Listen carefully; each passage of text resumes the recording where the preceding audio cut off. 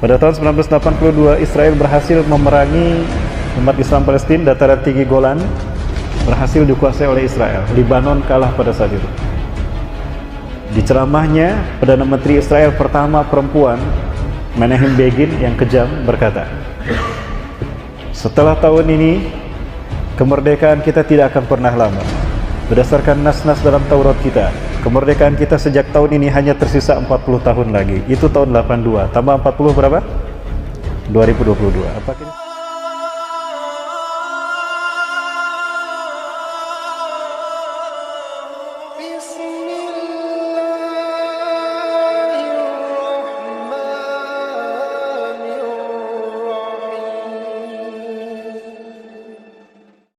pada tanggal 15 Mei 1948, kita tahu Yahudi memproklamirkan berdirinya negara Israel di tanah Palestina. Mereka merebut West Bank dari umat Islam Palestina. 11 provinsi Palestina mereka kuasai, tinggal satu Gaza yang belum mereka kuasai. Yang kedua, pada saat itu seorang wanita tua Yahudi menangis dan masuk ke rumah penyair Irak yang bernama Muhammad Ahmad Ar-Rashid.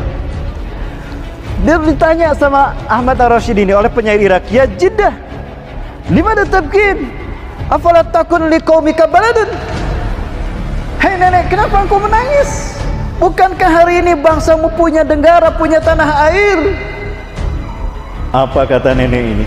Betul, hari ini negara bangsa kami punya tanah air, punya negara. Tapi demi Tuhan, berdasarkan kitab Taurat, bangsa ini tidak akan pernah lama menikmati kemerdekaannya, kecuali hanya 76 tahun saja. Itu cerita si nenek itu. Ya, Ar-Rashid bertemu dengan penulis buku ini.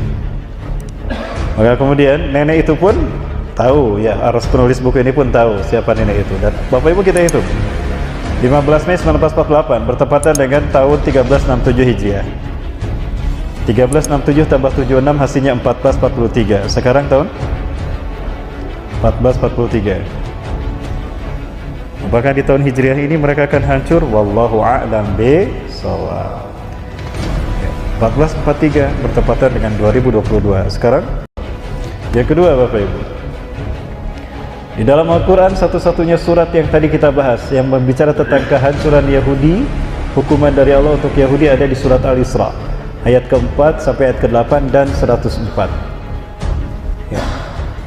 Tahukah kita, Bapak Ibu? Kalau Bapak Ibu coba hitung, silakan dengan rumus isim fi'il huruf, 3 kalimat ini, 3 kata ini.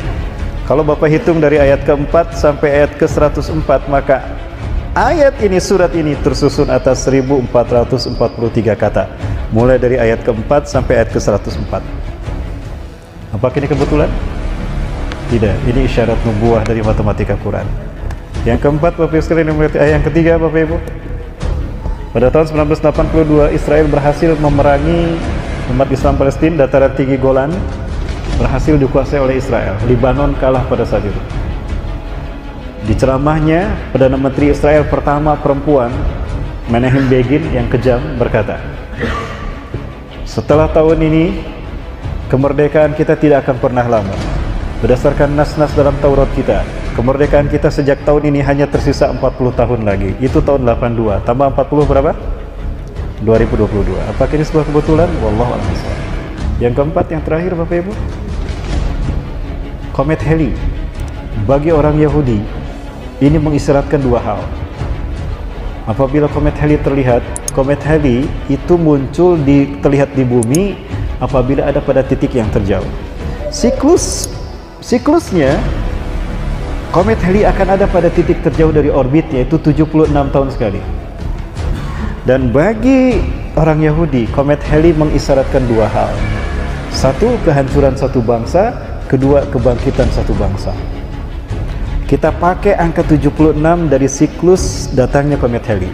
Jika angka 76 kita tambahkan ke angka Hijriah, kehancuran Israel berdasarkan buku tadi, 1367 ditambah 76, 2022, analisa kehancuran Israel.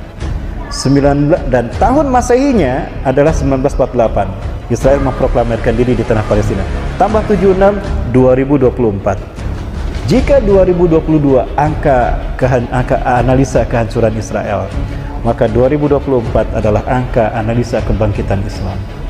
Betulkah Islam akan bangkit tahun 2024? Baik, itu hanya prediksi. Hanya prediksi. Mau kita hitung? 100 tahun sekali setelah Rasulullah SAW wafat, Allah berjanji, Rasulullah berjanji akan datang seorang mujadid, seorang reformis, bukan nabi, bukan rasul, mujadid, reformis. Tugasnya satu, membersihkan Islam dari perpecahan dan paham-paham sesat. Tidak ada lagi ahlus sunnah, ahlul bidah, yang ada semuanya ahlus sunnah, semuanya muslim. Tidak ada lagi perpecahan firqah-firqah, tidak ada. Semuanya satu ummatan wahidah. Allahu Akbar. Yang kedua, Islam akan memimpin dunia di masa kehadirannya. Yang ketiga, umat Islam akan hidup aman, sejahtera dan kaya raya. Karena Rasulullah mengatakan, wa yumsirul mal sihahan la yu'addadah. La yu'addadah. Dia akan membagi-bagikan harta tanpa menghitungnya, maka umat Islam akan kaya raya. Alhamdulillah.